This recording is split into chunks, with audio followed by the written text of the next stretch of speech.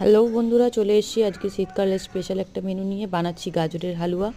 তার জন্য আমার লাগছে গ্রেট করা গাজর, লাগছে আমার গ্রেট করা খোয়া ক্ষীর, লাগছে আমার বেশ কিছুটা পরিমাণে কিশমিশ, ঘি, ক্রাশ করা কাজু এবং চিনি।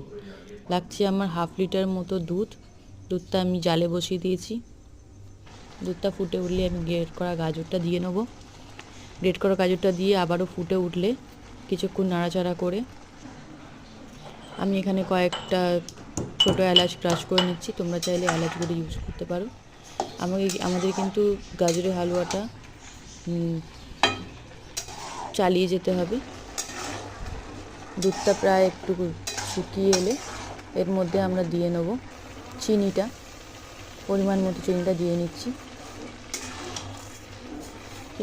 চিনিটা দিয়ে আবারও আমরা নাড়াচাড়া করব। কিছুক্ষণ পর কিন্তু আমাদের একটুখানি খুন্তিটা চালিয়ে নিতে হবে যাতে নিচে লেগে না যায়। চিনিটা দেওয়ার পর নিচের গ্যাস যেহেতু হাই ফ্লেমে রয়েছে, তার জন্য নিচে লেগে যাওয়ার সম্ভাবনাটা অনেক বেশি। দিয়ে নিয়েছি আমরা ক্রাশ করা ছোটো এলাচ। এবার আমরা দিয়ে নিচ্ছি খোয়া ক্ষীরটা দিয়ে আবারও আমরা নাড়াচাড়া করব। খোয়া ক্ষীরটা মিশে গেলে এবার আমরা দিয়ে দিচ্ছি বেশ অনেকটা পরিমাণে ঘিটা দিয়েও আবারও আমাদের বেশ কিছুক্ষণ নাড়াচাড়া করতে হবে।